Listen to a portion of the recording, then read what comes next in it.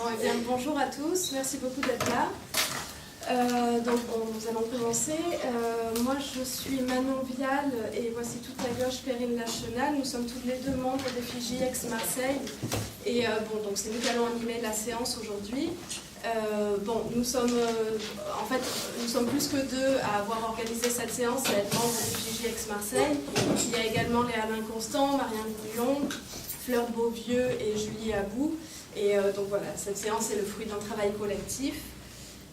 Alors pour vous dire quelques mots rapides sur Effigie Aix-Marseille et sur nos ateliers. En fait, Effigie Aix-Marseille fait partie de l'association Effigie, qui est une association nationale, qui a été créée en 2003 et qui regroupe donc de jeunes chercheurs qui travaillent sur les études féministes, les études de genre et les sexualités. Et donc nous, le pôle Aix-Marseille d'Effigie, nous organisons des ateliers tous les 2 mois, en alternance, une fois à Aix-en-Provence à la Manassage et puis une fois ici à Marseille. Et donc dans ces ateliers se retrouvent des doctorants, jeunes chercheurs qui travaillent sur le genre. Voilà. Et donc on organise régulièrement aussi des journées d'études, dont la dernière a eu lieu le 22 mai et dont le thème était « Raconter les sexualités depuis la marge ». Voilà, donc Effigie étant une association et donc elle ne vit que des cotisations de ses adhérents. Donc vous trouverez toutes les informations sur son site internet si vous souhaitez donc adhérer à cette association. Nous allons faire circuler une fiche de présence sur laquelle nous allons recueillir votre adresse mail et donc ça permettra de vous inscrire sur la mailing list de nos ateliers et donc de vous tenir au courant de tous les événements que nous organisons. Voilà, je laisse la parole à Perrine. Alors, bonjour également. Donc, c'est une séance un tout petit peu particulière aujourd'hui. C'est une séance qui respecte le format habituel des ateliers Effigie, mais qu'on a pensé et organisé en collaboration et avec le soutien du réseau GenderMed, Penser le genre en Méditerranée, de l'université Aix-Marseille, et dont Randy Desboulaines, ici présente, est la coordinatrice. Donc avant de te laisser la parole quelques secondes, Randy, du coup, voilà, je pense formellement remercier GenderMed au nom d'Effigie, dans le sens où c'est grâce au soutien de cette plateforme et de ce réseau de chercheurs et de laboratoires qu'on a pu notamment faire venir 2 personnes aujourd'hui pour participer. Donc merci à vous et Randy, si tu veux dire quelques mots. Oui, merci. Donc je suis là pour représenter GenderMed. Je ne sais pas si vous le connaissez, c'est un réseau sur le genre en Méditerranée. Donc les gens qui travaillent sur des questions de genre en Méditerranée, mais aussi des gens qui travaillent dans la Méditerranée vers l'extérieur. Donc dans ces 2 sens-là. Et nous fonctionnons depuis cette année en fait en tant que réseau, mais nous avons une longue histoire des études sur les femmes qui est devenue des études sur le genre à Aix-Marseille Université. Quand c'était l'Université de Provence, il y a déjà 2 ou 3 ans, quand la fusion des universités ont eu lieu.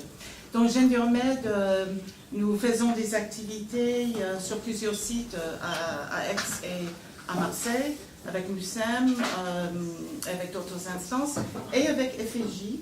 Et donc nous sommes vraiment très contentes de cette séance et de pouvoir accueillir 2 chercheurs. Vous allez entendre parler tout à l'heure, donc Pinar Saleh et Dorou Doron. Vraiment très contente de converger nos forces, de créer cette séance. Et je me permets aussi, juste une dernière remarque. Donc GenderMed, c'est vrai, on a choisi un acronyme plutôt anglophone, je le suis, mais que nous serons très honorés, très contents de pouvoir travailler avec vous également pour des actions futures. Merci beaucoup. Alors on a intitulé la séance d'aujourd'hui le genre du militarisme et du nationalisme, avec justement cette volonté d'interroger avec une perspective critique et féministe ces articulations entre nationalisme, militarisme et construction du genre et rapports sociaux de sexe. Ça fait un bout de temps qu'on avait envie d'explorer cette question et on est très heureuse et heureux de pouvoir le faire aujourd'hui, et bien justement en respectant les principes qui nous sont chers à FIJ, c'est-à-dire ce qu'on appelle en France la jeune recherche, c'est-à-dire d'écouter Do Dolgun, qui est doctorant en sciences politiques, et puis honoré de pouvoir le faire avec Pinar Selek, dont les travaux ont sans doute nourri les recherches de personnes parmi nous. Et je suis jeune aussi. Et puis, ouais, notez aussi, on accueille exceptionnellement et avec beaucoup de joie une table sur laquelle vous allez pouvoir trouver des livres. Un choix de livres qu'on a discuté en partenariat avec le CIRA, qui est le Centre international de recherche sur l'anarchisme. Et c'est donc une collection de livres. Alors, vous trouverez parmi les livres présentés plusieurs ouvrages de Pinar et d'autres livres qui explorent ces questions de l'antimilitarisme, du militarisme et du genre. Vous trouverez aussi sur cette table un petit fascicule qui vous expliquera que samedi prochain à Marseille, le CIRA fête ses 50 ans et qu'il y aura donc une foire aux livres et d'autres événements autour de l'anarchisme. Voilà, on finit cette introduction. Je voulais juste dire quelques mots du choix de l'image qui se trouve sur les affiches de l'événement, parce que ça permet aussi de parler d'une artiste égyptienne qui s'appelle Nermine Hammam, qui est photographe et qui travaille en Égypte. C'est pas la première fois qu'on utilise une de ses photos pour illustrer un de nos événements. Elle a fait une série de travail comme ça en télescopant des images de militaires ou des images de l'univers de l'armée dans des univers fleuris et montagnards, etc. Avec cette mise en question des figures masculines et des institutions de production des masculinités, parmi lesquelles l'armée a une place importante. Voilà, donc c'était pour ces raisons que cette photo nous avait paru appropriée.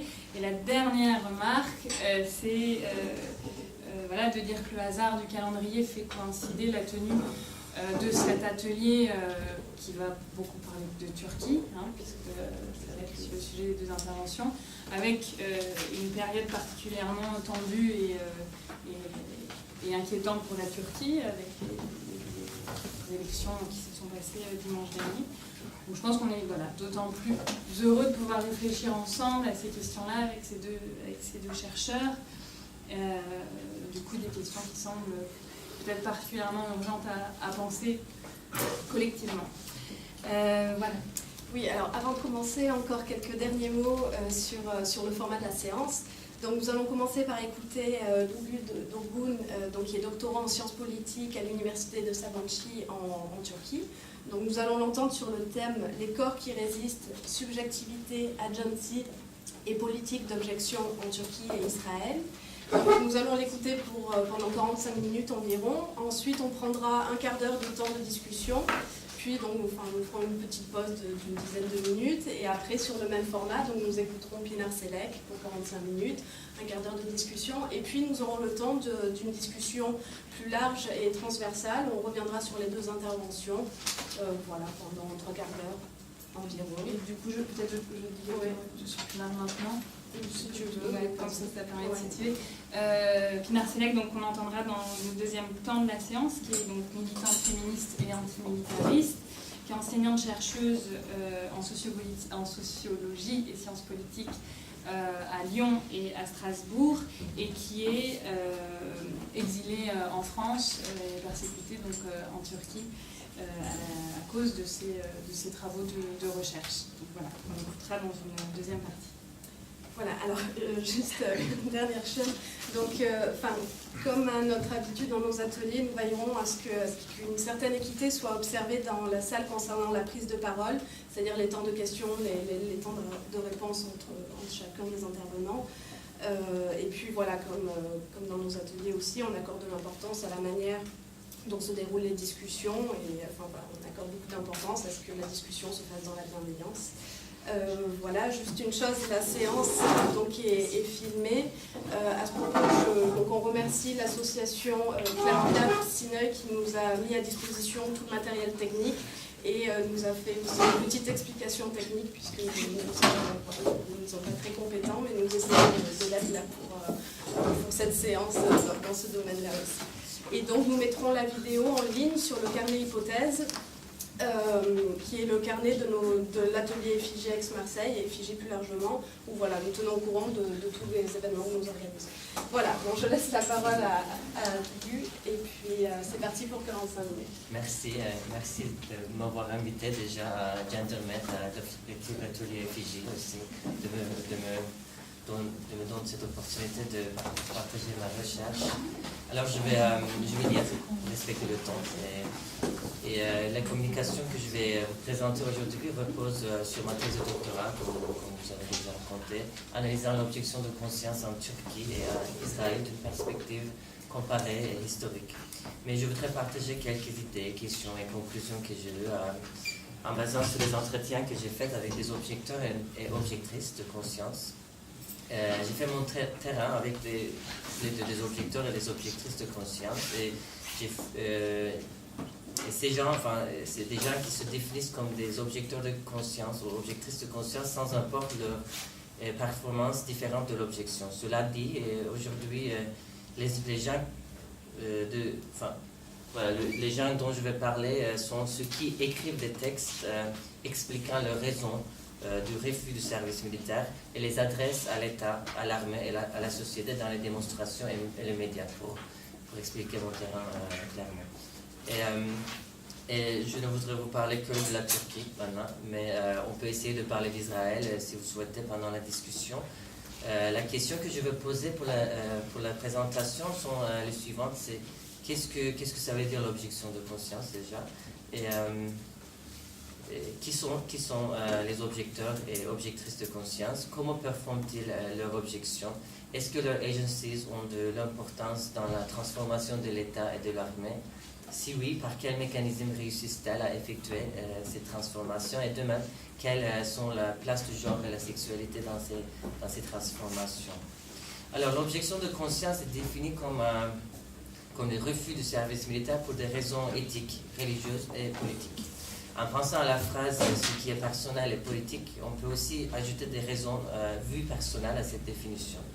D'ailleurs, l'objection a souvent une connotation politique, alors qu'il a aussi des témoins de Jéhovah, par exemple, qui ne conceptualisent pas leur objection comme un acte politique, plutôt religieux. Et c'est un acte individuel, mais il ne peut pas être détaché de son sens politique, car les premiers objecteurs ont mis en place leur objection en tant qu'acte de désobéissance civile pour transformer les lois et les régulations sur le service militaire obligatoire. Donc la Turquie a connu les premières objections de conscience au début des années 90. Un groupe d'hommes entre 20 et 30 ans ont mis en place leur objection du service militaire via des déclarations publiques, c'est-à-dire ils ont écrit un texte qui indiquait leur raison de refus dans les médias et les démonstrations publiques et qu'ils ont fait circuler leurs revendications politiques en société. Alors, ils avaient des orientations séculaires, gauchistes, anarchistes, pacifistes et ou antimilitaristes. Ils ont sympathisé avec le socialisme et ont fait partie d'organisations armées avant le coup d'État de 1980. Et vu que le régime militaire a violemment supprimé toutes ces organisations gauchistes, ces hommes ont réfléchi sur leur passé et se sont demandé par quels moyens ils pourraient mettre en place une position morale révolutionnaire et nouvelle, basée sur les initiatives individuelles. Je cite là, c'était quelqu'un qui disait ça. Et ils ont critiqué le militarisme, l'autorité et la hiérarchie de leur ancienne organisation, et cette réflexivité les a orientés vers l'anarchisme. Leurs objections sont le résultat de leur transformation individuelle. Cette individualité s'est formée à travers une histoire façonnée par les discours et les pratiques des droits de l'homme et de la femme. Après le coup d'État, la plupart des activistes socialistes se sont orientés vers les ONG et par leur objection, ils voulaient ébranler la restriction des libertés individuelles que l'État avait mise en place. De plus, leur objection était des réponses à la guerre entre l'armée turque et le PKK, l'organisation armée du mouvement nationaliste kurde qui continuait depuis 1984. Donc ils voulaient proposer un chemin non violent pour résoudre les problèmes ethniques et politiques d'ailleurs. Mais néanmoins, leur antimilitarisme n'interdisait pas la violence spontanée et non organisée pour des raisons de l'autodéfense. Néanmoins, ils étaient clairement contre la violence institutionnalisée. Leur objection était totale, c'est-à-dire qu'ils refusaient d'être soldats de toutes les organisations armées, l'armée turque, le PKK, les organisations socialistes qui légitiment une guerre juste de classe. Donc toutes les organisations qui avaient une hiérarchie des ordres ressemblant aux armées ont été considérées comme des espaces dans lesquels le militarisme se perpétuait. La loi ne définit pas le statut des objecteurs et ils sont également définis comme yoklama kaçağı en turc. En anglais, ça veut dire draftoges ou déserteurs. Mais en Turquie, le terme draftoges est utilisé pour les hommes qui ne se présentent pas à l'office de recrutement. Et le déserteur est utilisé pour des gens qui ont déjà commencé au service militaire, mais ensuite désertent les casarmes. Donc il y a une différence ici. En France, c'est différent. Aussi. Ah, ok, d'accord. Alors, la plupart des objecteurs de conscience de première génération sont considérés comme des yoklama kaçağı, draftoges. Frustrés par cette définition, ils sont sortis du placard et ont refusé l'image de quelqu'un qui se cache des autorités pour échapper au service. Par ce biais, ils ont voulu performer les responsabilités politiques envers la société. C'est-à-dire ouvrir un débat sur l'armée, le militarisme et la guerre pour transformer les lois et les régulations. À la poursuite de leurs désirs, ces activistes ont créé les associations des résistantes à la guerre. De manière prédominante, leur objection était constituée comme des actes de désobéissance civile. Et ils ont promis à la société et à eux-mêmes de maintenir leurs principes et leurs positions aussi longtemps qu'ils le pourraient. Alors cela a implicitement engendré une politique masculine de résistance. Les objecteurs ont incorporé une masculinité révolutionnaire et n'ont pas hésité à se sacrifier pour leur objectif en mettant leur corps en danger face aux insécurités éventuelles découlant des procédures judiciaires. Ils ont déconstruit les liens ou l'absence de lien entre être un homme et être un soldat. Néanmoins, leur projet révolutionnaire n'a pas explicitement réfléchi sur le genre et la sexualité dans leur critique du régime militariste. La politique masculine de résistance a été également renforcée par les autorités qui ont sévèrement réprimé leur activisme. En 1991, la Cour constitutionnelle a explicitement indiqué que l'article 24 de la Constitution qui protège la liberté de conscience, religion et idées ne pouvait pas être appliqué dans les cas des objecteurs. La préfecture d'Izmir a fermé les associations en raison du terme antimilitarisme. Le chef d'état-major a déclaré qu'il n'y en a pas de militarisme en Turquie. Les objecteurs ont d'abord été jugés par les cours civiles et ensuite par les cours militaires. Et ils ont été condamnés pour dénigrer le service militaire. Enfin, on dit éloigné du peuple du service militaire, qui est étrange. Insubordination, désobéissance persistante, désertion, ou encore pour diminuer du pouvoir national. Donc, vous qui n'y avez pas de loi concernant l'objection de conscience, les lois existantes pour punir les soldats au cours de leur service militaire sont appliquées aux objecteurs. Ces procès ont conduit à de longs séjours d'emprisonnement. Les objecteurs se sont trouvés dans un cercle vicieux entre les casernes, les cours et les prisons. Par exemple, Osman Murat Ülke, et je vais dire aussi désormais, aussi a été arrêté et envoyé à sa caserne en 1996. Et aussi a refusé de revêtir l'uniforme et son refus a conduit à son jugement et emprisonnement en raison de désobéissance aux ordres militaires et insubordination. À la suite de son emprisonnement, aussi a été renvoyé à sa caserne pour encore vivre le même procès de refuser les ordres et être jugé et renvoyé à la prison militaire. Et cela a conduit à des réprimandes répétitives et aussi s'est trouvé dans un cercle vicieux entre la caserne, la cour militaire et les prisons pour à peu près de 2 ans. Donc cette performance a donné une voix aux objecteurs. Les efforts déployés par les activistes pour défendre aussi ont mis en lumière la politique sacrificielle de confrontation des objecteurs et relevé leur action aux yeux du public. Les cours juridiques leur ont donné la possibilité de revendiquer leur droit à l'objection aussi. Donc elles ont aussi devenu des espaces où ils ont proposé leur perspective de la bonne vie. Et l'Association des droits de l'homme et de la femme a donné un prix aussi en 1997. Et Amnesty International a déclaré que aussi était un prisonnier de conscience. UN Group de travail sur la détention arbitraire a conclu que le cas aussi était contre le principe de ne bis in idem, c'est-à-dire personne ne peut être jugé par le même crime pour plusieurs fois. Donc, vous voyez, enfin, ça a créé un débat international et national. En outre, aussi, d'autres objecteurs qui ont été emprisonnés ont ouvert la possibilité de poursuivre leur but dans les cours européens des droits de l'homme. Les objecteurs avec diverses identifications socioculturelles et politiques ont introduit leur cas à la Cour et ces procès ont conduit à des changements dans les discours et les pratiques de l'État et de l'armée dans les années 2010. Dans les cas aussi, en 2006, la Cour a interprété les actions de l'État contre les objecteurs dans l'article 3, qui protège les gens contre le mauvais traitement, l'humiliation et la torture. Elle a invoqué le terme de la mort civile pour définir la vie clandestine des objecteurs. En effet, les objecteurs devaient se cacher pour éviter le cercle vicieux. Donc cette situation a empêché les objecteurs d'avoir recours à leurs droits de citoyens. Ils risquaient de se trouver en prison à chaque fois qu'ils contactaient les institutions de l'État.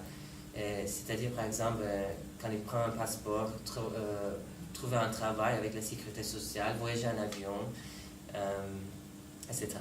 Donc, dans les cas des objecteurs, après 2011, la Cour a changé le précédent arrêté et a interprété le droit à l'objection de conscience dans l'article 9, qui protège la liberté de conscience, de religion et d'opinion. Donc, à la suite de ces décisions de la Cour européenne, dans le cas aussi, l'État turc a commencé à faire passer des visites médicales aux objecteurs de conscience après les avoir emprisonnés plusieurs fois. Les médecins militaires ont inscrit dans ces rapports un désordre de conduite antisociale ou désordre de conduite antisociale avancée. Donc, avec ces rapports, l'État a réussi à se libérer des obligations de la Cour vis-à-vis des objecteurs, en même temps qu'il a réfréné les agencies des activistes. Donc les objecteurs sont devenus des personnes inaptes au service et leur inaptitude n'était pas le résultat de leur objection en fait. C'était le résultat de leur caractère psychologique. Donc dans les années 2010, les autorités ont changé leur attitude envers les draft dodgers aussi. Auparavant, les draft dodgers ont été jugés par les cours militaires. De plus, ils ont été mis en garde de vue au cas où ils étaient attrapés par la police. En 2006, les autorités ont changé les cours juridiques qui s'occupent de leur cas. Donc, ce sont les cours civils qui sont chargés de les juger. Et après 2011, les mesures contre draft dodgers ne conduisent pas à la déprivation de liberté par les gardes de vue. Les objecteurs ne risquent pas de garde de vue parce que la désertion du recrutement a été considérée comme une offense mineure punie par les autorités d'une amende administrative. Mais cela veut dire que tu peux avoir toujours à chaque fois une amende administrative qui peut te donner une somme énorme à la fin. Donc de nos jours, il n'y a toujours pas de loi concernant l'objection de conscience en Turquie. Cependant, en se référant aux décisions de la Cour européenne, en 2011, une cour militaire a acquitté un témoin de Jéhovah qui avait refusé le service et qui avait été emprisonné pour une durée d'environ 4 ans. Donc cela ne voulait pas dire que les cours juridiques prenaient des décisions similaires dans les cas des objecteurs musulmans, antimilitaristes, sélectifs, total, etc. Par exemple, dans les cas de certains objecteurs musulmans, les cours ont décidé que leur identification religieuse n'avait rien contre l'armée et les interprétations individuelles de l'islam ne pouvaient pas conduire à l'objection de conscience. Donc l'objecteur doit être un membre civil d'un groupe religieux pacifiste qui a refusé son service dès le début. Donc ceux qui sont également considérés comme un sola et ceux qui ont des motivations différentes que les témoins de Jéhovah ne pouvaient pas être considérés comme des objecteurs. Alors jusque-là, je sais que j'ai que parlé des objecteurs, c'est pour une raison, mais où sont les femmes dans cette histoire? Donc cette question nous invite à penser le genre dans la lutte contre le service militaire. Donc vu que les femmes ne devaient pas faire le service, elles n'avaient pas fait de déclarations dans les années 90. Mais la campagne aussi a créé un débat entre les activistes, particulièrement entre les femmes qui se posaient la question féministe suivante. Où sommes-nous? Où sont les femmes dans la lutte contre le militarisme? Elles étaient activement engagées dans les associations anti-guerre et anti-militarisme, mais leur voix était étouffée par les campagnes des objecteurs. Dans mes entretiens, la plupart des activistes de cette période se sont rappelés qu'elles se sentaient mises à l'écart, étant donné que leur action n'était pas entendue par la société. En effet, la politique de résistance mise en pied par les hommes antimilitaristes qui consistait à passer devant les cours de justice, de confronter l'armée et de sacrifier les corps ont donné une voix aux objecteurs, mais cette politique a également conduit à mettre les femmes antimilitaristes au rôle de soutien et à diminuer leur statut en tant qu'agents de la lutte. Donc, les femmes de l'association des résistantes à la guerre et de l'initiative antimilitariste d'Istanbul, de plus en plus exposées au féminisme, ont commencé à discuter de leurs problèmes dans les associations. La réinterprétation de leur expérience à la lumière du féminisme a conduit à une renégociation entre les activistes. Les femmes ont établi un groupe de féministes antimilitaristes, enfin, à la fin des années 1990 et ont déclaré leur objection dans des festivals organisés en 2004, 2005 et 2006. Donc, cependant, il était difficile de réarticuler le genre dans les objections. Une des activistes se rappelle de ce dilemme et raconte que, je cite ici, « Les femmes étaient en relation avec l'objection dès le début, mais on avait des hésitations. On nous demandait la question suivante. Vous n'êtes pas homme, vous n'êtes pas obligé à faire le service militaire, et donc pourquoi vous déclarez vos objections ?» Donc on se posait cette question aussi. Cette perspective était forte dans la société, mais aussi entre les objecteurs. Donc, comme dans la plupart des cas par rapport aux femmes, notre procès de sortir comme des objectrices s'est transformé en lutte de se prouver. Vous déclarez vos objections, mais est-ce que vous payez le prix? Cette question était très lourde pour moi. Comment est-ce qu'on peut mesurer ce prix? Est-ce que ce prix est la prison ou la torture? En fait, notre prix a été d'essayer de nous expliquer aux gens qui étaient juste à côté de nous. Donc, je termine la citation. Entre-temps, le discours antimilitariste des objecteurs a permis aux femmes de conceptualiser leur objection en tant qu'action antimilitariste. Elles ont déclaré que le militarisme ne s'arrêtait pas seulement dans les casernes, mais s'étendait à la vie quotidienne. Donc, elles ont indiqué que les codes militaristes régulaient les vies quotidiennes des femmes en perpétuant la patriarchie. En outre, quelques-unes ont aussi parlé de leur statut de mère, fiancée, partenaires et filles qui sont supposées attendre les hommes soldats en silence. Donc, elles refusaient l'image des femmes en tant que femmes qui sacrifient beaucoup pour la sécurité de la nation, par exemple. Et de plus, par leur objection, les femmes ont essayé d'accélérer le mouvement et d'empêcher la tendance masculiniste et militariste représentée par l'héroïsation et la victimisation des corps des objecteurs. Donc, leurs objections ont déconstruit la résistance. Les femmes ont fait apparaître que payer le prix n'était pas seulement défini par l'emprisonnement des hommes. En même temps, la Turquie a connu un autre objecteur de conscience en 2001. Mehmet Tarhan a refusé le service pour des raisons antimilitaristes. Donc Mehmet a été témoin de la guerre entre l'armée turque et le PKK à Lice, une ville au sud-ouest de la Turquie, quand il travaillait comme vétérinaire. Donc son témoignage de la guerre, la violence et les pratiques de l'État et de l'armée ont formé sa trajectoire vers l'objection. Le père de Mehmet est kurde, mais ce dernier n'avait pas beaucoup de conscience de son identité jusqu'à son expérience à Lice. Il a toujours sympathisé avec le mouvement kurde, mais ne s'est jamais senti comme un patriote kurde. Rétrospectivement, il pense qu'il aurait pu participer à la lutte armée du PKK après tout ce qu'il a vécu plus jeune. Mais il y avait aussi une autre chose qui posait un problème pour lui. Mehmet est gay et il se sentait détaché du PKK et qui n'était pas ouvert à diverses sexualités. Je cite, « Les villes étaient détruites, les villages étaient vides. J'ai commencé à travailler dans ces conditions. J'ai vécu les couvre-feux, les expériences du peuple et les interdictions pour sortir dans les rues. Je ne pouvais même pas faire ce que je devais faire en tant que fonctionnaire de santé.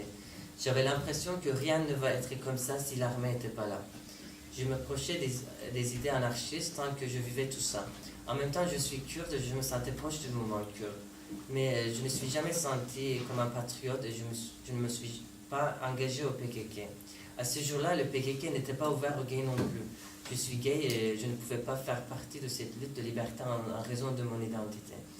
Quand je pense à ça maintenant, je me dis que j'aurais pu participer au PKK si je n'avais pas été homosexuel. L'homosexualité ne m'arrêtait pas ça, ne me permettait pas ça. À la suite de son expérience à Lice, Mehmet a démissionné et décidé de partir à Ankara.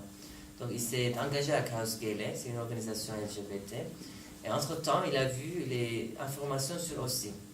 Et il s'est senti très proche de l'idée d'objection. Après ses discussions avec les antimilitaristes, il a déclaré son objection en 2001. Alors que son texte de l'objection avait un discours antimilitariste, il a aussi refusé de passer une visite médicale qui est demandée aux homosexuels par l'armée en Turquie. Donc le report de la visite indiquait auparavant que les homosexuels ne sont pas aptes à accomplir le service militaire en raison de désordre psychosexuel. De nos jours, ce rapport ne parle pas de désordre psychosexuel, mais elle exclut toujours les gays du service en raison de leur inaptitude, bien sûr s'ils commencent à ce procès. Donc c'est vous en tant que gay qui commence ce procès. Ou eux aussi, en même temps, si vous êtes très efféminé, voilà, enfin, on peut parler de ça après. Alors voilà, de nos jours, il exclut toujours les gays en raison de inaptitude, c'est un truc en général comme ça. Donc sa déclaration revendiquait son identité sexuelle en décodant les lois hétéronormatives de l'armée, mais elle a aussi le but de se justifier vis-à-vis d'autres objecteurs. D'ailleurs, quelques objecteurs pensaient que sa déclaration pourrait détruire leur lutte. Ils pensaient qu'ils ne paieraient pas le prix parce que les autorités le réduiront au silence avec le rapport de la visite médicale, etc. Donc, il y avait aussi des femmes lesbiennes dès le début de la lutte antimilitariste. Elles ont réarticulé leurs revendications dans un discours féministe. Il est intéressant de noter que leur identification sexuelle n'était pas accentuée dans leur politique de l'objection. En effet, dans mes entretiens, personne ne pouvait lier son objection à sa sexualité. Les femmes lesbiennes mettaient en place leur sexe genre en tant que femme plutôt que femmes lesbiennes, plutôt que leur sexualité. Cela dit, certaines d'entre elles travaillaient dans les associations LGBT et elles avaient une conscience lesbienne dès le début. Donc seulement dans un de mes entretiens, une objectrice lesbienne avait revendiqué sa position vis-à-vis des objectrices qui ont parlé de leur maternité dans leur texte de l'objection. En effet, elles se sont écartées de ce discours car elles veulent être également présentes dans la lutte antimilitariste en tant qu'agent, même si elles ne veulent pas être la femme d'un homme ou bien ne veulent pas avoir des enfants. Je cite. Où est-ce que je reste dans cette lutte si je ne veux pas être une mère ou si je ne veux pas avoir un homme ou un enfant? Je n'ai pas le droit de parler, Cela veut dire que je n'ai pas le droit à dire quelque chose parce que je n'ai pas de lien avec le militarisme. Et au fait, j'en ai. À part des soldats, il y a la police, les voisins, mon objection inclut tout ça. En même temps, c'est pas un discours juste des lesbiennes, c'est des discours de féministes aussi, qui se détacher de discours de maternalité et tout à ce moment-là. Donc cela dit, les revendications lesbiennes, comme je dis, ne s'occupaient pas de place dans la lutte d'objection explicitement comme ça. Donc je dois pas dire tout ça. Et les femmes et les LGBT ont désormais mis en place leur discours public sur l'objection. Mais ils ne constituent pas un groupe monolithique. Il ne faut pas donc poser uniquement la question de la place des femmes et des LGBT, mais il faut également se demander qui sont ces femmes et qui sont ces LGBT. En effet, leur identification socioculturelle et politique différencie leur performance de l'objection. L'intersexualité de leur subjectivité a donné lieu à diverses contestations qui ont changé la route de Mehmet Tarhan et des objectrices de la première génération. Mehmet et les premières objectrices avaient des liens avec le cercle antimilitariste.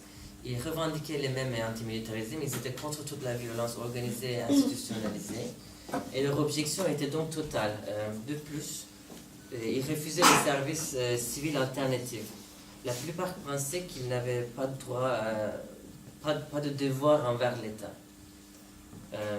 Au contraire, l'État était celui qui était responsable du bien-être nécessaire aux citoyens. Mais à la fin des années 2000, les objecteurs et les objectrices ne s'organisaient pas sous une seule organisation. Donc les campagnes d'Ossi et de Mehmet ont conduit au ressentiment et à la fatigue chez les activistes, et puis à la fermeture de l'association des résistants dans la guerre et l'initiative antimilitariste d'Istanbul. Les femmes et les LGBT se socialisent dans d'autres milieux et ont d'autres trajectoires que la première génération.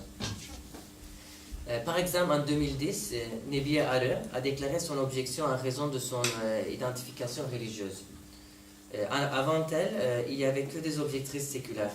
Par contre, Nebiye se définit comme une femme musulmane, sans avoir recours aux idées gauchistes, anarchistes, antimilitaristes ou féministes. Donc les expériences incorporées de Nebiye sont différentes que celles des autres objectrices. Elle a passé sa vie dans une famille religieuse de tradition salafi à Konya, et les traditions salafi ont distingué Nebiye et son entourage de l'État. En effet, il y avait plein d'hommes qui refusaient d'aller faire le service militaire, mais en silence. Elle s'est engagée en politique en manifestant pour la liberté de mettre le voile. Donc, elle n'a pas pu une éducation universitaire en raison de son voile et est allée dans une école informelle de théologie. Elle indique que ces expériences ont rendu plus solide son identité de femme musulmane. Par exemple, je continue. Voilà. Nebiye a d'abord lu à propos de Enver Aydemir, un homme musulman qui a refusé le service militaire en 2007. Et elle s'est sentie proche de ses idées, a rencontré d'autres objectrices quand elle faisait des recherches sur le sujet. Et elle a finalement décidé de faire une déclaration expliquer clairement sa position contre les injustices que l'armée a commises envers elle et à son entourage. Maintenant, je cite. On ne m'oblige pas de faire le service, mais il y a une injustice. Les gens sont forcément pris sous les armes, et c'est pour ça que je m'intéressais à l'objection. Le service a des répercussions dans ma vie parce qu'il prend mon frère, mon ami, mon mari et mon enfant. Bien sûr qu'il m'influence en tant que femme aussi, car il perpétue le sexisme, mais cela ne m'influence que indirectement. C'est pour ça que j'ai indiqué mes rôles de mère et de partenaire dans ma déclaration. Ça m'a touché à ce moment-là. En outre, l'armée voit mon identité musulmane comme une menace. Il exclut les femmes violées des cérémonies. J'ai voulu être active dans la lutte contre cette injustice. J'avais le but d'influencer mon quartier, c'est-à-dire les cercles musulmans aussi. Donc Nebiye n'avait pas fait cette déclaration pour des raisons féministes, alors qu'elle parlait de son statut inférieur dans la société en tant que femme. D'ailleurs, elle s'est mise en distance des autres objectrices féministes parce qu'elle n'était pas d'accord avec les interprétations féministes de la famille. C'est elle qui me disait. Donc elle n'avait pas besoin d'une politique féministe pour indiquer sa position non plus. Le Coran et la vie de Mohammed lui donnaient toute la réponse par rapport à la vie. Donc je cite, « J'ai grandi avec le Coran et les paroles de Mohammed. Je n'ai pas besoin de m'associer avec une idéologie. À mon avis, ma religion forme toute ma vie. C'est pour ça qu'on parle des objecteurs et des objectrices musulmanes. Les autres objectrices ne parlent pas dans le même langage que moi. Je n'ai pas voulu participer à leur organisation quand j'ai eu des critiques en raison de mon langage. Donc je ne suis pas féministe et je ne suis pas d'accord avec les discours sur la famille et la maternité. Alors qu'elle sait bien qu'il y a des différents débats et tout. Quand même. Et je me vois différent vis-à-vis d'elle. Je termine la citation. Suivant la notion de djihad dans l'islam, Nebiye n'était pas contre l'armée dans les cas où elle défend les victimes des injustices. Donc son objection était sélective. Mais cela ne la mettait pas au-delà de l'antimilitarisme. Elle se définit comme une antimilitariste parce que l'armée du djihad l'armée du djihad prévoit la participation volontaire, se met en place pour la défense de soi ou défense des victimes et ne prévoit pas la militarisation de la vie quotidienne par l'éducation. C'est pour elle, c'est des raisons d'elle. Ces raisons, pardon. Alors la Turquie a aussi connu les LGBT qui ont mis beaucoup de signification dans leur ethnicité au début des années 2010. Ces gens étaient plutôt kurdes. Ils revendiquaient leur identité sexuelle et ethnique contre les pratiques discriminatoires de l'État. Par exemple, Asya, une transsexuelle d'origine kurde, a déclaré son objection dans un panel sur l'objection de conscience. Et après avoir obtenu le rapport médical dont je parlais. Donc elle se rappelle qu'elle n'avait pas de conscience politique quand elle a obtenu ce rapport. Elle a été politisée pendant les résistances de Gezi Park et s'est sentie obligée de déclarer son objection contre les discriminations qu'elle a subies dans sa vie. Je cite, « J'ai déclaré mon objection pour revendiquer mon ethnicité et ma sexualité. L'État et la société m'excluent parce que je suis transsexuelle. Je n'ai pas d'espace de vie ici. Mes droits sont violés dans la sphère publique et sociale. L'État ne me protège jamais. Je suis citoyen de ce pays. Je dois avoir les mêmes droits que les autres. Mais l'État ne fait pas de régulation légale pour moi. Il perpétue des crimes de la haine. Je suis discriminé en raison de mon ethnicité aussi parce que je suis kurde. Ma déclaration était une réaction contre toutes ces injustices. » Je termine la citation. Donc Asya a réarticulé un discours sur les droits avec une politique identitaire plus accentuée. Elle a mis en place une objection sélective pour transformer l'État qui commet les injustices contre les collectivités ethniques et sexuelles. Elle se mettait volontaire au service militaire si l'État protégeait ses droits. Je cite. Donc je ne me définis pas comme antimilitariste. Je regarde ce sujet d'une vie de transsexuel. Je soutiens l'idée de l'hiérarchie de l'État et de l'armée. Et pourquoi ? Parce que j'ai vécu une vie de transsexuel. Les transsexuels ont peur de célébrations nationales et cérémonies publiques. Ils ont peur parce qu'il n'y a pas d'autorité. Donc il y a beaucoup de harcèlement et de viol dans ces endroits. J'avoue que je voudrais un mécanisme de l'État et de l'armée pour sauvegarder l'ordre. Je termine. Cela dit, quand l'État ne protège pas ses droits, elle est prête à se protéger. Même si cela veut dire une violence organisée. Elle a rationalisé cette organisation en se référant à la notion de self-défense, la défense de soi. Le soi n'était cependant pas seulement son existence, mais l'existence de sa collectivité, c'est-à-dire la communauté transsexuelle. Le terrorisme je cite là, le terrorisme transsexuel qui était avoué dans les médias et le droit à l'autodéfense de la communauté transsexuelle, parce que je résiste pour vivre, comme les Kurdes font maintenant, elle dit.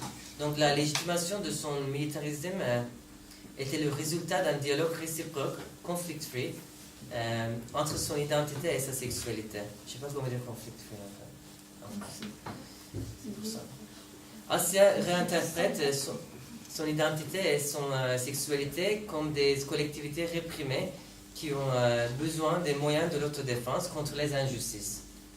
Et dans ce dialogue entre ces identifications socioculturelles, il n'y a pas de conflit. Par exemple, elle ne parle pas des problèmes qu'elle peut avoir dans la société kurde en tant que transsexuelle, mais les deux identifications renforcent sa position sur la violence légitime. Donc, on a vu apparaître des objections sélectives à la fin des années 2000, et l'émergence des objecteurs et objectrices qui sympathisaient avec le mouvement kurde a beaucoup influencé ce changement. Dans les premières années de l'objection, les objecteurs et objectrices étaient d'origine turque ou alors étaient des familles kurdes mais assimilées, comme elles disent. Et en raison de l'association entre être turc et être l'oppresseur en Turquie, la plupart des gens avec qui j'ai fait mes entretiens hésitaient à s'identifier avec une ethnicité. Comme une des activistes m'a expliqué, elle ne voulait pas s'associer avec une ethnicité parce que si elle fait ça, elle devrait se classifier en tant que turc blanc, qui a une connotation d'une ethnicité privilégiée en Turquie. Cette position résulte de leur politique antimilitariste et antinationaliste aussi. Donc, la première génération des objecteurs et objectrices se sont distingués des projets nationalistes turcs, kurdes, etc. Cela dit, on a récemment assisté aux réarticulations de la politique d'objection chez les sympathisants du mouvement kurde. Quelques-uns, ont même participé aux organisations armées, par exemple le PKK. Contrairement à la première génération, ils ne refusent pas un certain degré de militarisme pour des raisons justes et légitimes. Donc les individus m'ont indiqué que le PKK ils m'ont dit ils m'ont dit que le PKK a pour but de lâcher les armes. Donc pendant les périodes de cessez-le-feu, par exemple, les militants se cultivent en lisant les livres, en faisant de la musique, etc. Ils me disaient des choses comme ça. Donc de plus, certains d'entre eux, et elles, se sont définis comme antimilitaristes parce que le PKK a mis en place une violence organisée pour la défense légitime de soi. Encore la même notion. Et parce qu'ils demandent une participation volontaire. Donc le sens d'antimilitarisme a été réinterprété. Donc ces gens-là, ils se sentaient antimilitaristes aussi d'une manière différente que la première génération. Donc récemment, cette défense légitime de soi est appelée Özsavunma. Özsavunma veut littéralement dire l'autodéfense, self-defense. Mais que veut dire le self dans le self-defense? La notion de self-defense a été introduite par le mouvement kurde contre la violence et le nationalisme de l'État et l'armée turque. Après les pertes militaires dans les années 90, la chute de l'Union soviétique et du socialisme et l'emprisonnement d'Abdullah Öcalan, le chef du mouvement, le mouvement nationaliste kurde a changé son cours d'action et s'est orienté vers la revendication des droits collectifs kurdes par un modèle de démocratie et même démocratie radicale, on peut dire. Donc, les activistes kurdes ont rencontré les notions de pacifisme, de désobéissance civile, les luttes de Gandhi, etc. Donc, au milieu des années 2000, certains se sont orientés vers le pacifisme et l'antimilitarisme de la première génération et ont déclaré leur objection. Avec leur déclaration, le débat sur la guerre juste et injuste a pris une autre tournure, celle de la défense de soi, Özsavunma. En 2010, les activistes et guérillas kurdes se sont organisés sur le mouvement kurde de l'objection de conscience. Dans leur réinterprétation, la défense de soi ne signifie pas seulement la défense spontanée et non organisée contre une menace immédiate.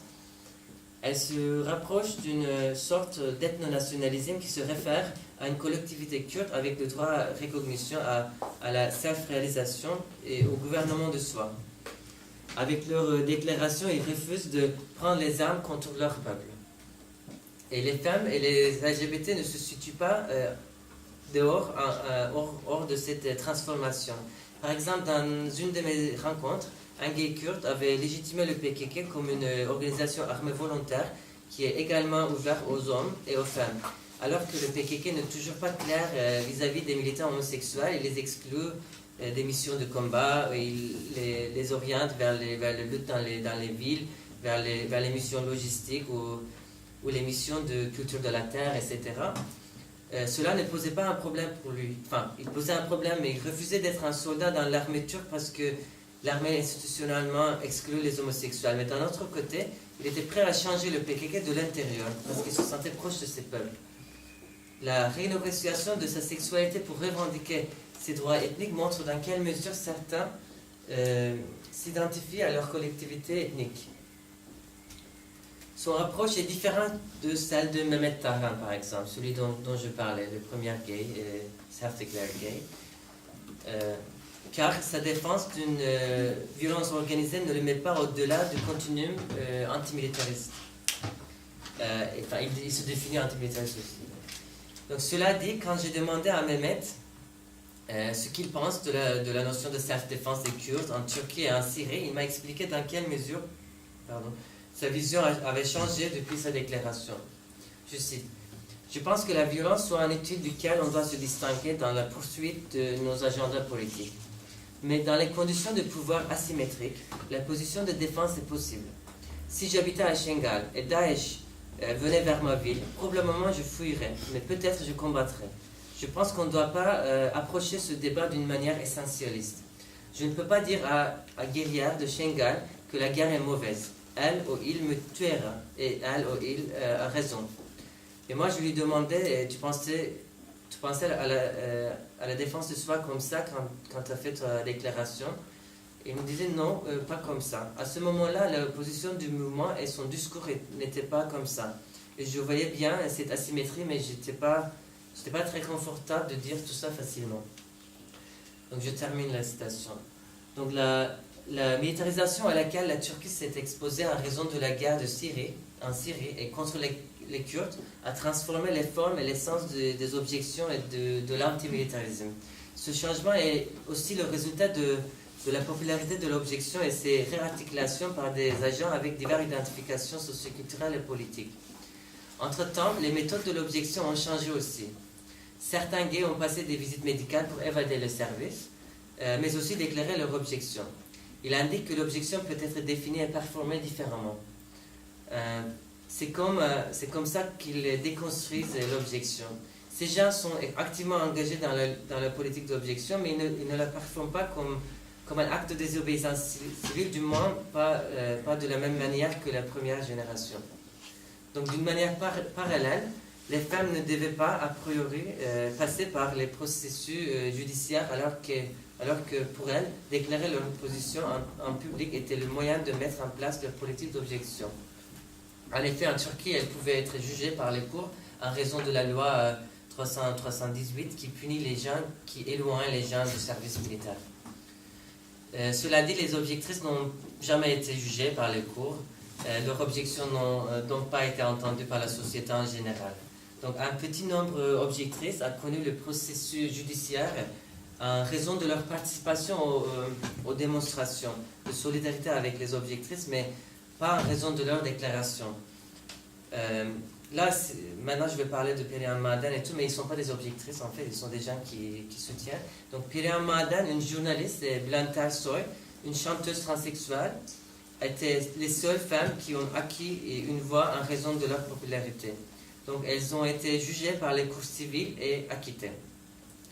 Il est intéressant de voir les critiques de procureurs dans le cas de Bülent Ersoy. Le procureur, qui était déçu en raison de la décision de la Cour, a indiqué que Ersoy ne pouvait pas avoir d'enfant pour des raisons médicales et donc que sa déclaration ne pouvait pas être considérée comme un acte innocent de liberté d'expression. Elle ne pouvait qu'être une propagande. Donc, selon le procureur, le statut d'Ersoy ne lui permettait pas d'être une mère et là, la place en raison du cercle des individus qui peuvent critiquer l'armée. Je cite quelqu'un qui a écrit un article qui a bon vu ça. Mais comme j'ai indiqué, même les mères objectrices n'étaient pas entendues par les autorités, même si c'était mères et non objectrices. Donc les LGBT qui ont passé des visites médicales ou qui passent une vie de déserteurs de recrutement n'ont pas acquis une voix dans la société non plus. Seulement Mehmet Tarhan est passé par une longue période d'emprisonnement en raison de son refus de service, mais aussi de la visite médicale. Voilà. Il a ensuite fait appel à la Cour européenne des droits de l'homme et est devenu un des objecteurs qui a eu une influence sur les pratiques de l'État et de l'armée. Cela pose un problème. Donc, comment les objecteurs et objectrices qui performent leur objection au-delà de géopolitique peuvent-ils, elles, acquérir une voix? Comment peuvent-ils réussir à faire entendre leurs revendications et à transformer les discours et pratiques de l'État? Comment est-ce que l'objection de conscience peut-elle se mettre en place pour ne pas créer des dissidents des dissidents? Maintenant, je me pose ces questions-là et pour l'instant, je n'ai toujours pas de réponse. Faire activer les procès judiciaires peut être un moyen, mais cela ne conduit pas toujours à de bons résultats. Par exemple, en Israël, en 2002, les objecteurs qui ont été jugés par les cours ont indiqué qu'ils n'étaient pas jugés également car leurs amis, des femmes objectrices, et qui ont les mêmes revendications politiques, ont pu acquérir le statut d'objectrice. En fait, en Israël, c'était un peu comme ça. Donc, à la suite de cet appel, les cours ont décidé que les mêmes droits, les mêmes lois devaient être appliquées aux citoyens sans faire discrimination. Et les autorités ont désormais emprisonné les objectrices qui ont des motivations politiques. Voilà. Donc voilà, je termine maintenant avec des questions que je me pose. J'espère qu'on peut discuter de ces questions et de vos commentaires aussi dans la discussion. Merci.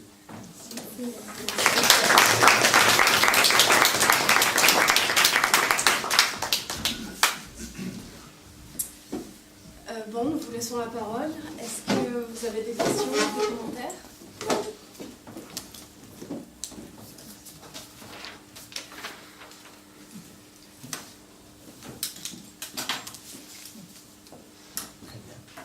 Non. Je pose une question plutôt à l'ordre historique. Jusqu'où, dans le temps, on peut réparer les, comment ça s'appelle, les objecteurs de conscience? Est-ce que ça remonte, jusqu'où ça remonte? Est-ce que ça remonte jusqu'à la Deuxième Guerre mondiale, au-delà, l'époque ottomane? Ça serait intéressant. Une question très intéressante aussi, je pense. On prend les questions ou alors c'est juste pour gérer le temps en fait. Est-ce qu'il y aurait... Je pense qu'il y aura d'autres questions. Je commence. C'est une question assez intéressante parce qu'en fait le truc c'est que l'objection de conscience en Turquie a une connotation politique. Ils ont commencé directement dans les années 2010, mais en fait avant il y avait plein de gens qui échappaient le service, ils étaient draftoges, des déserteurs, vous savez, et on peut parler de... Pas 2010, 90. 90, voilà. Et avant, par exemple, c'est depuis que l'Empire ottoman a essayé de faire un service militaire obligatoire, quoi. C'est draftoges et tout. Donc ça remonte au siècle XVIII, quand ils ont commencé à faire un service régulier. Mais le truc, c'est que voilà, on ne les appelle pas comme des objecteurs de conscience en Turquie, ou objectrices de conscience. Donc là, c'est aussi une question féministe, je crois, parce que où on fait les limites dans la définition. Vous savez, il y a des gens qui savent pas même l'objection de conscience, ou qui n'ont pas de moyens de se mettre comme objectrice de conscience, mais ils font d'autres moyens d'échapper le service. Et là, on parle plutôt des grey refusals. Vous savez, les refus grey, c'est ça? Gris. Gris. Voilà, c'est... affiché, quoi. Voilà, c'est un silence un peu. Donc là, ça c'est une question de pouvoir, une question de rapport de pouvoir entre les gens et tout aussi. Donc je pense que je mets ces gens-là dans ma analyse aussi, mais là, j'ai pas trop... J'ai fait quelques entretiens, j'ai pas énormément fait non plus, mais je les mets aussi parce que l'objectif de conscience est individuel aussi. Mais voilà, en Turquie, c'est un truc qu'on a commencé à parler des années 90, si vous voulez. Voilà. Oui, merci, c'était vraiment très intéressant et très clair. J'ai deux questions. D'abord, soit je n'ai pas entendu, ou soit vous ne l'avez pas dit, mais combien de temps les hommes doivent servir dans l'armée? Là, maintenant, ça dépend. Si vous êtes... Vous l'avez dit. Si vous finissez... Non, je n'ai pas dit en fait. Si vous finissez l'université, donc vous pouvez le faire, vous pouvez choisir 6 mois. Mais si vous ne finissez pas l'université, si vous êtes graduate de lycée et tout, c'est un an. Et que pour les hommes. Mais quand tu finis l'université et quand tu fais le grade, avec le grade, tu fais un an aussi. Mais quand tu finis l'université et quand tu fais le service militaire au plus bas degré, tu fais 6 mois. Voilà, il y a ça, tu as raison. Quand tu finis l'université, tu as 2 choix, comme il a dit. Voilà, tu as 2 choix, tu peux le faire pendant 1 année, et en plus tu peux être salarié, mais tout petit. Et l'autre, c'est, tu vas être un soldat de base. Voilà, de base, c'est 6 mois. Trop chiant, comme on dit.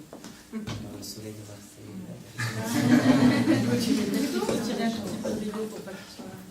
Et la deuxième question, si tu pouvais dire juste quelques mots de la comparaison avec ça. Ouais. C'est la question que je pose maintenant. Aussi, j'ai pas commencé à écrire d'Israël, c'est pour ça que j'ai pas trop. Mais pour les comparaisons, déjà j'ai pas mal de similarités. Il y a plein de similarités au niveau de différences socioculturelles. Vous savez, par exemple, il y a des Druzes là-bas qui se disent qu'ils sont palestiniens et tout. Des questions ethniques, quoi, et tout.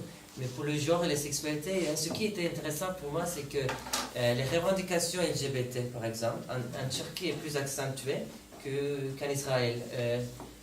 Ce que je veux dire, c'est que... Parce qu'ils sont pas exclus aussi. Voilà, il y a ça aussi institutionnellement, mais aussi, il y a, vous savez, il y a des activistes, on peut toujours trouver d'autres choses. On peut toujours, vous savez, par exemple, il y a des gens qui disent que c'est pink washing, vous savez, c'est zioniste de faire ça. Donc, Et aussi, il y a pas mal quand même de harcèlement des fois dans le réseau social, en armée, même si institutionnellement c'est plus libéré. Donc je me demandais s'il y a des gens qui revendiquent leur identité directement sexuelle contre l'État, contre l'armée, tu vois, en disant que voilà, on va pas être, en tant que des LGBT, on va pas être vos pions dans les, je sais pas, dans l'occupation, dans d'autres choses. Mais j'entendais pas ça. Donc en Turquie, en même temps, les gens ils disaient ça d'une façon antimilitariste, mais en même temps, il y avait ce truc contre la visite médicale. Donc c'est pour ça qu'on a commencé à parler des gay objectives, tu vois. Donc vous avez raison que ça peut être institutionnel, je pense. Et les choses qui est intéressant que les femmes, par exemple, les objectrices de conscience en Israël, étaient à peu près les mêmes que les objectrices de conscience en Turquie. Vous savez, même s'ils font les services militaires, ils pouvaient facilement prendre, même s'ils font des revendications politiques, jusqu'en 2004, ils pouvaient prendre un rapport pacifiste ou un statut d'objectrice plus facilement.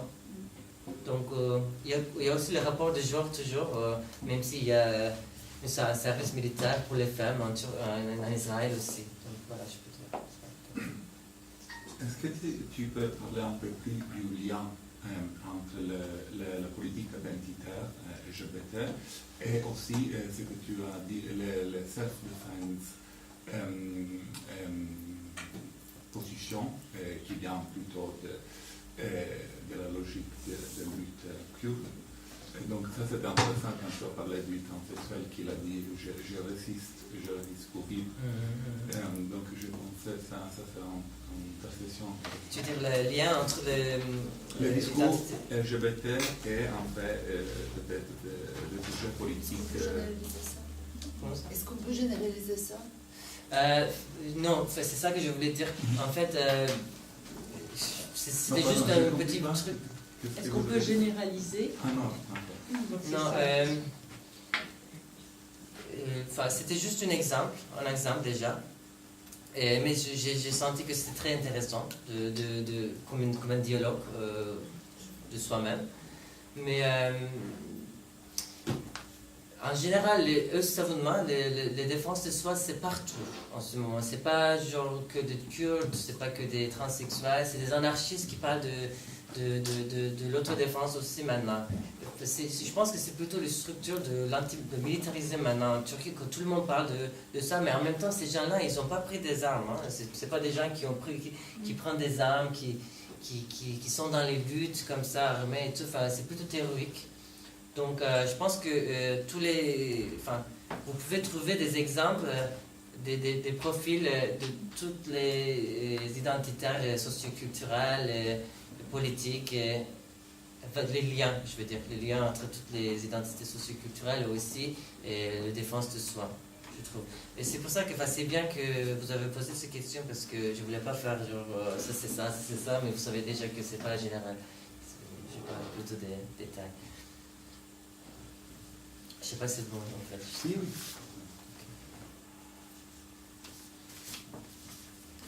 J'avais une petite question par rapport à... Merci beaucoup, hein, c'est vraiment passionnant. Par rapport à cette question de la visite médicale et de la médecine et comment il y a... Ouais, je trouve que c'est passionnant comment du coup ils arrivent à négocier la tête haute, entre guillemets, en plaçant ces personnes comme étant inaptes, etc.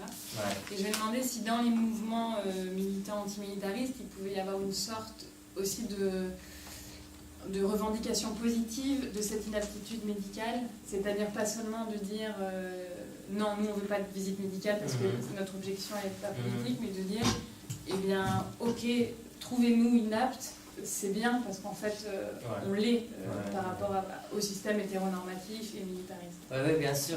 En fait, c'est ça que je parlais. Enfin, maintenant, de plus en plus, il y a des gens qui ont pris des services, des visites médicales et qui ont aussi déclaré leur objection de conscience. Donc, ces gens-là, ils disent que voilà, on peut, de toute façon, on ne va pas à l'armée. On utilise ça comme un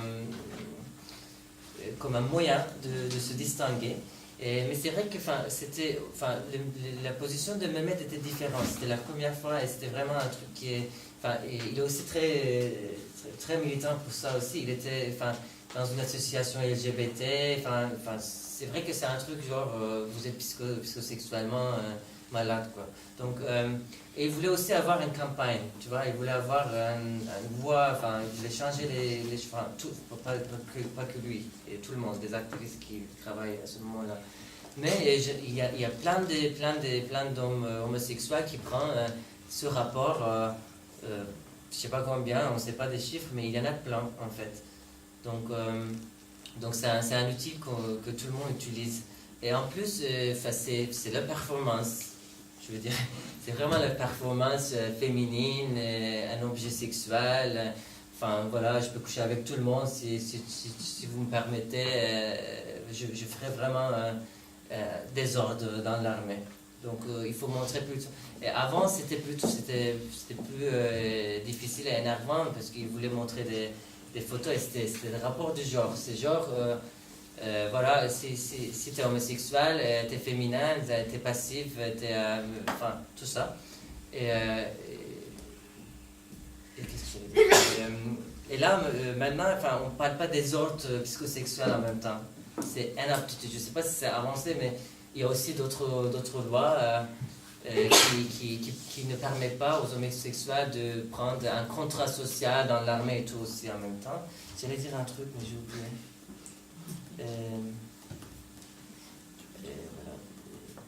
Voilà. Je vais dire qu'il y a quelque chose, tu veux réfléchir, une petite chose. Pourri, le mot pourri. Alors, dans le rapport de l'inaptitude, officiellement, ils écrivent il est pourri. Ah, je savais pas ça. Chuluk. Ouais, Chuluk, le pourri. Ouais, chuluk, je sais pas Chuluk, ça veut traduire, dire pourri, comme les tomates. C'est la même chose. Voilà. Alors, mais pas pour les homosexuels, mais pour tout. Si tu as une maladie, si tu as je sais pas, 4, 5 numéros de lunettes, etc. Voilà. Alors, c'est un homme turc ou kurde, je ne sais pas, d'Anatolien. C'est difficile d'avoir un rapport de pourri officiel. Alors, il y a plein d'homosexuels aussi, ils ne voulaient pas avoir ce rapport à l'époque. Mais aussi pour les homosexuels, tu sais bien que moi, c'était une punition d'avoir le rapport.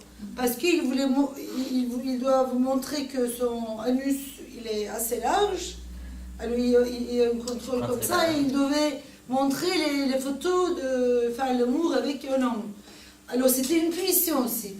Mais tu ne peux pas pénétrer, hein, c'est toi qui pénètres. Oui, c'est toi qui dois pénétrer, alors l'anus doit être comme ça. Et alors, maintenant, le rapprochement avec l'Union européenne, et les a un peu évités. Maintenant, ils ne font pas beaucoup. Il y a quelques endroits, mais pas avant que ça. Il y a une petite diminution. Le truc, c'est que c'était en 2000, je me rappelle plus, c'était récemment, il y a 5 ans peut-être, il y avait un article sur ça. L'armée a un archive pornographique le plus grand du monde. Ouais. L'armée turque. Donc après, ils ont changé de procès. Vous savez, les soldats, les nuits, ils regardent cette vidéo. Voilà. Et après, ils ont changé le procès. Et j'ai déjà entendu que quand les gens ils commençaient ce procès, des fois c'est bien parce que maintenant ils demandent des dialogues avec les parents. Donc il doit y avoir quelqu'un qui vous dit que voilà, depuis longtemps qu'il était gay et tout, voilà, et c'est difficile pour quelques gens qui ne sont pas ouverts. Vous savez, donc pour quelques-uns c'était peut-être mieux de donner des trucs comme ça, et donc quand il vient et il demande ce procès encore, ils disent non, on ne fait pas ça, on ne fait plus ça, enfin ils ont peur quand même. Vous savez, c'est parce qu'il y avait une voix. J'ai une question, je peux? Bien sûr. Je voudrais savoir si en Turquie, comme par exemple en Colombie, quelqu'un qui s'est déclaré objecteur ou objectrice se voit interdire l'entrée dans les administrations, aux facultés, etc. Bien sûr. Oui, aussi. Voilà. Et en plus, bon, on n'a pas de statut de l'objection de conscience déjà. Si vous faites pas l'armée, si vous êtes déserteur, vous êtes draft dodgers, et ces gens-là, vous êtes, même des gens pourris en fait. Peut-être ils ne peuvent pas trouver dans les administrations publiques et tout. Être réformé, parce que si on est considéré comme pourri, donc en fait c'est l'équivalent de réformé, est-ce que ça interdit l'entrée dans un certain nombre de... Non, pour les pourris, non. Pour le public, non. Donc il y a des pourris dans les administrations. Mais Conclusion. ils auront des difficultés, mais ils pourront entrer partout. Mais il y a des tactiques quand même que les objecteurs font. Vous savez, enfin, c'est pas genre... les gens, ils trouvent toujours les petits chemins derrière pour... Enfin, il y a des secteurs privés, il y a des... C'est ça, ouais.